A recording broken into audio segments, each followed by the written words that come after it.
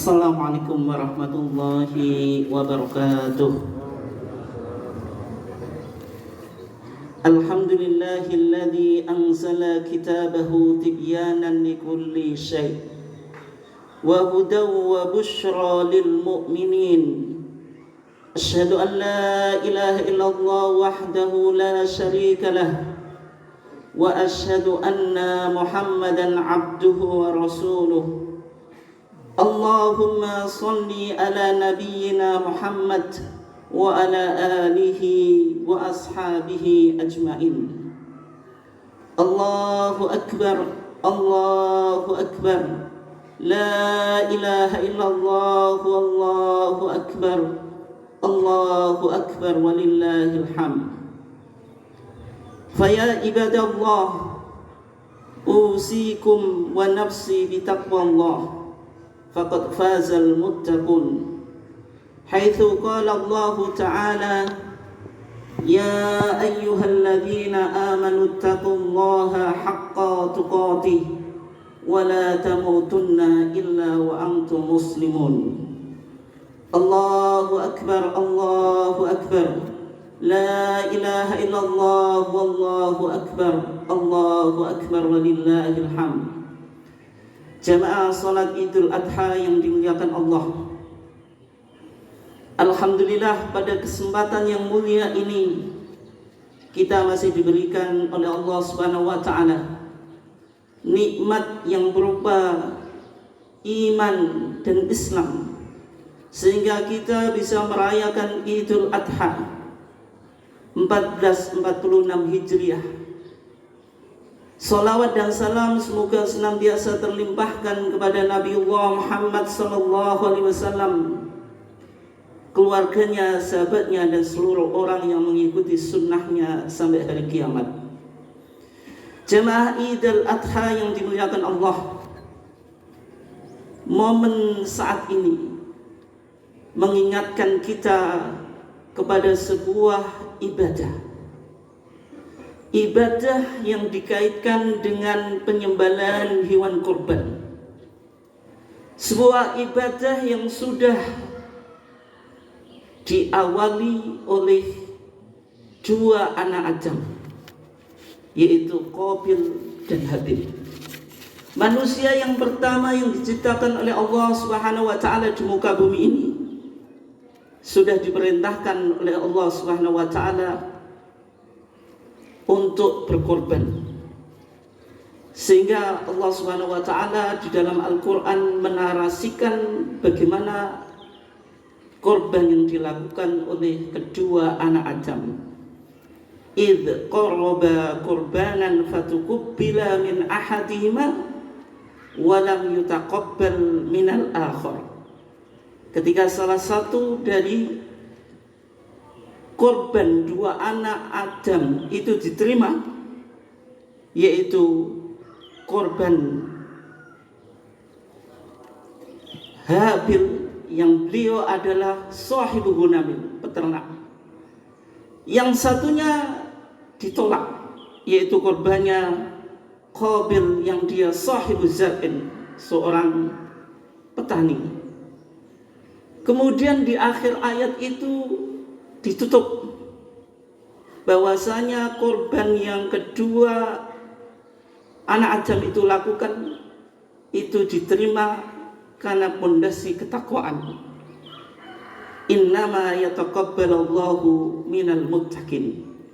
Oleh sebab itu ibadah korban memiliki historitas yang cukup tua di dalam kesejarahan umat manusia. Kemudian korban ini dilanjutkan di masa Khalilullah, seorang nabi yang mendapatkan gelar Khalilullah, dan juga beliau sering disebut sebagai Abul Anbiya, bapaknya para nabi, karena semua nabi setelahnya lahir dari garis keturunan yang bernama Ibrahim alaihissalam. Ibrahim alaihissalam ketika cukup lama mendambakan seorang anak, Maka Allah Subhanahu wa taala kabulkanlah doa beliau. Akhirnya beliau memiliki anak. Tetapi ketika memiliki anak, ketika ia sayang-sayangnya kepada anak tersebut, maka Ibrahim bermimpi, dan di mimpi tersebut Allah Subhanahu wa taala memerintahkan Ibrahim untuk menyembelih anaknya. Dialog itu juga dinarasikan oleh Al-Quran ketika Ibrahim berkata, "Ya bunayya, wahai anakku, inni ara fil manami anni adbahuk." Wahai anakku, sesungguhnya aku bermimpi bahwasanya aku menyembelihmu. Mimpi seorang anbiya, seorang nabi, di dalam tafsir Jalalain dikatakan wa ru'yal anbiya'i haqqun, maka mimpi seorang para nabi itu adalah hak. Wa af'aluhum bi amrillahi ta'ala, dan perbuatan mereka itu dilandasi atas wahyu Allah Subhanahu wa taala. Kemudian Ibrahim menceritakan kepada anaknya, "Fanzur madza tara." Terjadi dialog antara Ibrahim dengan anaknya yaitu Ismail. Maka Ismail merespon, "Qala ya abati fa'al ma tu'mar." Wahai bapakku, wahai ayahku, laksanakanlah apa yang diperintahkan Allah kepadamu. Satajiduni insyaallahu minas sabirin. Engkau akan mendapati aku termasuk orang-orang yang bersyukur. Kemudian ketika Ibrahim mau menyembelih Ismail, dan Ismail merespon bahwasanya ini betul apa yang diwahyukan oleh Allah kepada bapaknya, maka ketika itu Al-Quran menarasikan wa fadainahu bidibhin azim, dan kami tebus ia dengan sembelihan yang besar. Jamaah salat Idul Adha yang dimuliakan Allah, kalau kita lihat dari dua tokoh di dalam sejarah umat Islam yang cukup penting, Adam sebagai Abul Bashar, Adam sebagai bapaknya manusia, dan Ibrahim sebagai Abul Anbiya, bapaknya para nabi, baik melalui keturunan Ishak yang lahir nabi-nabi Bani Israel atau Al-Yahud, demikian juga melalui keturunan Ismail yang lahir Nabi Muhammad.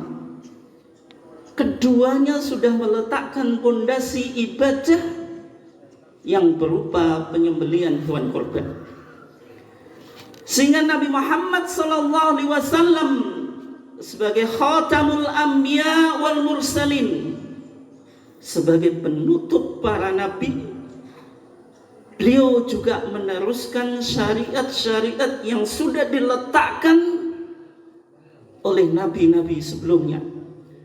Sehingga di dalam Zaid bin Arqam, ketika beliau berkata, "Ya Rasulullah, wahai Rasulullah, ma hadhil adahi?" Korban-korban ini untuk apa? Pentingnya apa? Urgensinya apa? Nabi Muhammad SAW merespon, "Qala sunnatu abikum Ibrahim." Ini adalah tradisi, ini adalah sunnah bapakmu, yaitu Ibrahim. Jamaah salat Idul Adha yang dimuliakan Allah, yang penting untuk kita catat bahwasanya sosok Ibrahim itu sosok yang penting untuk diteladani. Betapa pentingnya keteladanan yang diletakkan oleh Nabi Ibrahim, maka Al-Quran menarasikan atau menjelaskan betapa pentingnya sosok ini. Allah Subhanahu wa taala berfirman, "Qad kanat lakum uswatun hasanatun fi Ibrahim walladzina ma'ah." Sungguh telah terdapat uswah hasanah, teladan, contoh, good example pada sosok Ibrahim walladzina ma'ah dan orang-orang yang mengikuti jejak syariatnya termasuk Nabi Muhammad. Sehingga di dalam ayat yang lain Allah Subhanahu wa taala menjelaskan bahwasanya Nabi Muhammad dianjurkan untuk mengikuti syariat Nabi Ibrahim. Tsumma auhayna ilaika anittabi' millata Ibrahim hanifa. Oleh sebab itu syariat Nabi Ibrahim menjadi pondasi syariat Nabi Muhammad. Oleh sebab itu Nabi Muhammad sallallahu alaihi wasallam menekankan betapa pentingnya ibadah korban itu. Di dalam sebuah hadis riwayat Ahmad dan Ibnu Majah disahihkan oleh Al-Imam Hakim dari sahabat Abu Hurairah, Rasulullah sallallahu alaihi wasallam bersabda, "Man kana lahu sa'atun wa lam yudhi fala yaqrabanna musallana." Siapa yang memiliki kelapangan rizki walam yudhi, tapi dia tidak mau berkorban, fala yaqrabanna, janganlah ia sekali-kali mendekat musallana, tempat salat kita. Hadis ini menjadi pondasi yang sangat penting bahwasanya orang yang memiliki kelapangan dituntut untuk melakukan ibadah korban. Yang mana ibadah korban itu memiliki nilai spiritual, yaitu meneruskan tradisi yang sudah dibangun oleh sejak Nabi Adam, Nabi Ibrahim, dan juga diikuti oleh syariat Nabi Muhammad.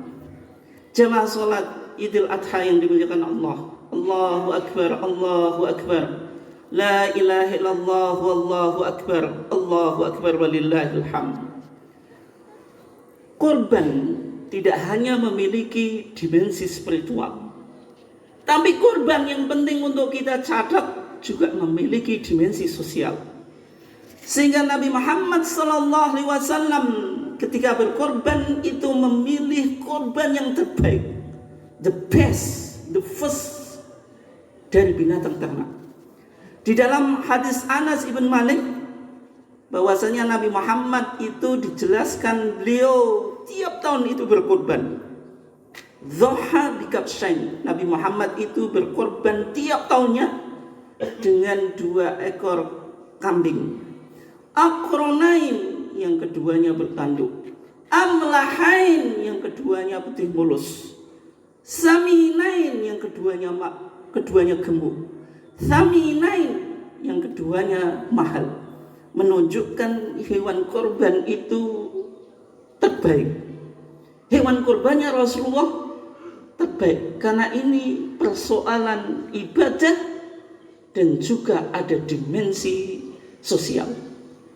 Sehingga di dalam hadis Al-Bara ibn Azib, Rasulullah SAW menegaskan bahwasanya hewan korban yang kita sembelih itu tidak boleh memiliki cacat. Rasulullah bersabda, arba'un la tajuzu fid dhuhaya. Ada 4 cacat yang tidak sah bagi hewan korban yang kita akan sembelih. Yang pertama, al-awra al-bayyin awaruha, yang PC, matanya satu yang jelas PC-nya. Wal maridatu al-bayyinu maraduha, yang sakit yang jelas sakitnya. Wal arja al-bayyin dolauha, yang pincang yang jelas pincangnya. Wal kasiru allati la tunki, dan juga yang kurus yang tidak memiliki sumsum. Oleh sebab itu betapa pentingnya ibadah korban ini tidak hanya nilai spiritual yang ditekankan, tapi juga dimensi sosial. Kalau kita lihat di dalam hadis Ali bin Abi Thalib, ketika Ali bin Abi Thalib diperintahkan oleh Nabi Muhammad SAW untuk mengurus hewan korbannya mi'ata ibilin, 100 unta. Ali ketika itu menceritakan apa yang beliau lakukan, dan beliau mendapatkan tugas daripada Nabi. amaroni an-nabi sallallahu alaihi wasallam an aquma ala budnihi. Rasulullah memerintahkanku untuk mengurus unta-unta kurbannya yang berjumlah 100. Wa an uqassima luhumaha, dan saya diperintahkan supaya daging-dagingnya itu dibagikan. Ini dimensi sosial yang luar biasa. Artinya orang yang berkorban boleh makan, tetapi tidak boleh dimakan semuanya. Harus ada porsi yang dibagikan kepada fakir miskin. Semakin banyak, semakin berkualitas dan berdampak sosial. Wajuludaha, kulitnya juga dibagikan. Wajilalaha, aksesorisnya juga dibagikan. Alal masakin, kepada orang-orang miskin. Sampai betapa ibadah korban itu harus totalitas lillahi ta'ala. Daging korban tidak boleh dijadikan upah bagi tukang jegal. Maka kata Ali, wala u'tiya fi jizaratiha minha syai'an. Saya diperintah oleh Nabi supaya tidak ngasih daging korbannya sebagai upah untuk tukang jegalnya. Ini menunjukkan bahwasanya dimensi sosial di dalam ibadah korban itu harus betul-betul berdampak kepada masyarakat. Korban tidak hanya kita melakukan ritual ibadah, mengejar spiritualitas, tapi kosong terhadap dimensi sosial. Oleh sebab itu, dalam ibadah korban kita harus menggabungkan antara dimensi spiritual, kita mengejar ketakwaan kepada Allah, dan juga korban hewan yang kita sembelih itu harus memberikan dampak pada orang fakir miskin. Sehingga doa yang sering kita baca di dalam sholat, dan doa ini juga, atau statement pernyataan ini juga disampaikan oleh Nabi Ibrahim, yaitu inna salati wa nusuki wa mahyaya wa mamati lillahi rabbil alamin. Di sini ada kata nusuki yang merupakan ibadah korban. Artinya ibadah dalam bentuk penyembelihan hewan. Tetapi yang penting untuk dicatat Bapak dan Ibu sekalian, jamaah salat Idul Adha yang dimuliakan Allah, yang dinilai Allah adalah ketakwaan kita. Meskipun korban kita harus terbaik dan juga memberikan dampak sosial kepada masyarakat. Sehingga Allah SWT mengatakan la yanalallahu luhumuha wala dima'uha walakin yanaluhu taqwa minkum. Yang dinilai Allah adalah keikhlasan kita. Karena ibadah yang tidak dibangun atas keikhlasan maka tidak diterima. Wa ma umiru illa liya'budullaha mukhlishina lahuddin. Dan juga ibadah yang kita lakukan harus mutaba'ah, mengikuti contoh yang dilakukan oleh Nabi Muhammad sallallahu alaihi wasallam. Jamaah salat Idul Adha yang dimuliakan Allah, marilah kita tutup khutbah ini dengan berdoa kepada Allah. Mudah-mudahan ibadah korban yang nanti kita akan lakukan menjadikan kita orang-orang yang muttaqin dan juga berdampak sosial, berbagi protein hewani kepada orang-orang yang membutuhkan. Allahu akbar, Allahu akbar, walillahil hamd. Alhamdulillahi rabbil alamin, hamdan yuwafi ni'amahu wa yukafi'u mazidah. Ya Rabbana lakal hamdu kama yanbaghi li jalali wajhika wa azimi sultanik. Allahumma salli ala Muhammad wa ala ali Muhammad kama sallaita ala Ibrahim wa ali Ibrahim wa barik ala Muhammad wa ala ali Muhammad kama barakta ala Ibrahim wa ala ali Ibrahim innaka Hamidum Majid. Allahumma ighfir lil muslimina wal muslimat wal mu'minina wal mu'minat al ahya'i minhum wal amwat ya qadiyal hajat innaka ala kulli syai'in qadir. Allahumma alif baina qulubil muslimina wal muslimat wal mu'minina wal mu'minat. Allahumma aslih dhata bainahum. Allahumma inna nas'aluka ats-tsabata fil amri wal 'azima 'ala rusydi bi rahmatika ya arhamar rahimin. Allahumma taqabbal duhayana, Allahumma taqabbal duhayana, Allahumma taqabbal duhayana, waj'alna minal muttaqin, waj'alna minal muttaqin, waj'alna minal muttaqin. Rabbana atina fid dunya hasanah wa fil akhirati hasanah wa qina adzabannar. Wa sallallahu ala Muhammadin wa ala alihi wa ashabihi. Subhana rabbika rabbil izzati amma yasifun.